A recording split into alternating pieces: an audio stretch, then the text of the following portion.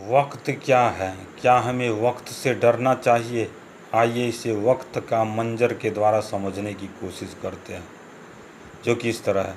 शास्त्री जी जो कि गांव छोड़ पुलिस सेवा में आए ताकि भटके लोगों को सही दिशा दिखा सके, इसलिए उन्होंने जमादार बाबू का पद संभाला। शास्त्री जी जिन्हें की पदोन्नति देकर आज जेलर पद की कुर्सी संभालने को कहा गया था, लेकिन अब वो जमादार पद से इस्तीफा देकर अपनी धर्मपत्नी विभा के साथ अपने गांव को लौट रहे हैं ताकि वो वक्त के द्वारा दिए गए घाव को भुला सके। अब उनका घर उजड़ चुका है, उनमें जरा भी जीने की लालसा नहीं है।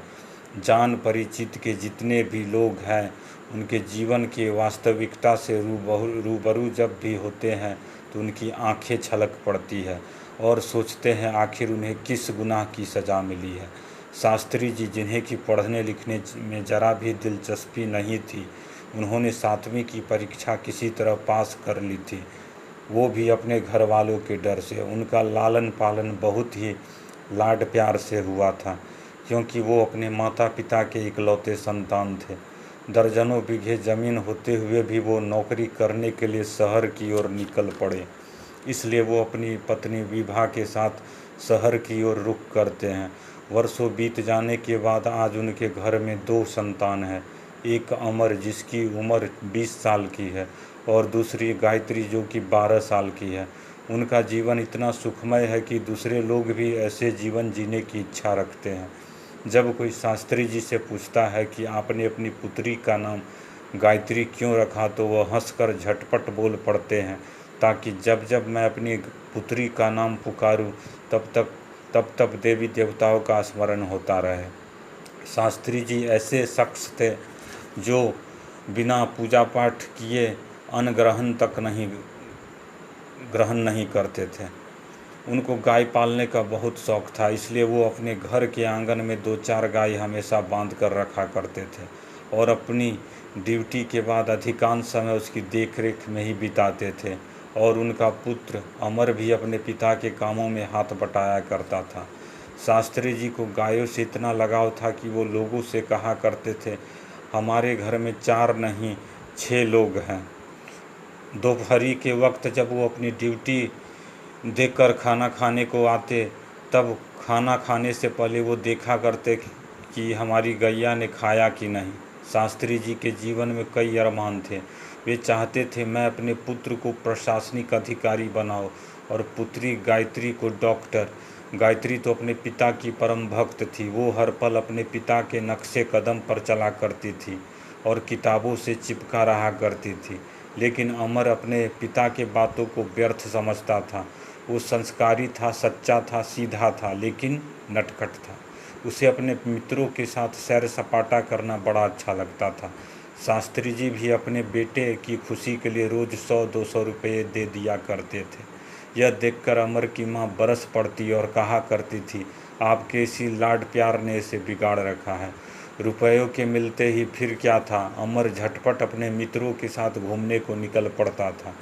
शास्त्री जी के जेल के सभी कायल थे, क्योंकि जो भी उन्हें देखने को आते वो उसे दिखाया करते थे और वो कैदी को कैदी नहीं समझा करते थे।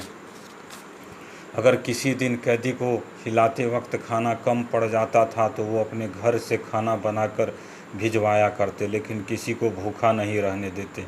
वो ऐसा इसलिए करते थे ताकि सभी फिर से अच्छा इंसान बन सके। सभी कैदियों के लिए वो प्रिय इंसान थे। अगर कभी वो किसी कैदी पर बरस पड़ते तो सभी कैदी मौन रखकर उनकी बातों को सुन लिया करते, लेकिन कोई एक शब्द न कहता। शास्त्री जी जेल को एक भ्रमणशील स्थल के रूप में भी देखा करते। अगर किसी को जेल देखने की इच्छा होती तो वो किसी को ना नहीं कहा करते, बल्कि खुद उन लोगों के साथ जेल की सैर कराया करते। एक दिन अचानक जब शास्त्री जी अपने ड्यूटी पर थे तो उन्हें मालूम पड़ता है उनके बेटे के साथ एक घटना घटी है। तभी वो तुरंत अस्पताल पहुंचते हैं और देखते हैं उनका बेटा का सर फटा हुआ है और उसका पूरा शरीर खून से लथपथ है। ऐसा इसलिए हुआ क्योंकि उसके साथी उस वक्त भाग खड़े हुए जब अमर नदी के रेल पुल से एक छोर से दूसरे छोर की ओर जा रहा था वह ऐसा इसलिए कर रहा था क्योंकि दोस्तों में शर्त लगी थी, और वह पुल के नीचे चट्टानों पर जा गिरा, जिसे देख उसके सारे दोस्त भाग खड़े हुए। अब अमर मर चुका है। शास्त्री जी के घर पर लोगों का तांता लगा हुआ है। जब उसके घर से अमर की अर्थी उठती है तो दोनों गाय जो कि रस्सी से बंधी थी वो भी रस्सी तोड़ पीछे पीछे चल पड़ती है, और वो भी अमर के दाह संस्कार को देखती है। अपने भाई की मौत का सदमा गायत्री नहीं झेल पाती है, और वो भी बीमार पड़ जाती है, और कुछ दिनों बाद उसकी भी मौत हो जाती है। इस तरह हम देखते हैं कि वक्त ने किस तरह करवट ली, और शास्त्री जी का हंसता खेलता पूरा परिवार उजड़ गया। कल किसके साथ क्या होगा ये कोई नहीं जानता है, इसलिए हम सबको वक्त से डर कर रहना चाहिए। कोई भी गलत काम करने से डरना चाहिए, क्योंकि वक्त ही सबसे बलवान होता है, और वक्त एक भगवान का ही रूप होता है। हम सबको वक्त से डरना चाहिए और अहंकार घमंड को पाल कर नहीं रखना चाहिए।